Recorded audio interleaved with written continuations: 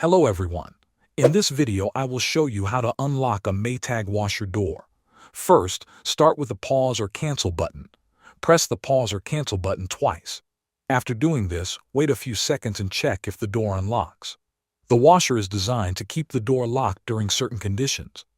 The door will only open when it is safe. Look at the Add a Garment light on the control panel. If this light is off, it means the drum is not moving and it is not too hot. That is when the door should unlock.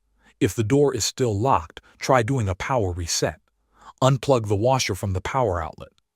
Leave it unplugged for at least 60 seconds. This allows the internal system to reset, including the door latch mechanism. After 1 minute, plug the washer back in and check if the door unlocks. Next, check if the control lock feature is turned on. This feature prevents buttons from being pressed and can keep the door locked. Look for a lock icon on the display. If you see it, press and hold the button labeled Control Lock or Steam for about 3 seconds. This should turn the feature off. Finally, consider the water level inside the washer. If there is too much water, the door will stay locked for safety. Run a drain and spin cycle to remove the water. Once the washer drains completely, the door should unlock. Thanks for watching.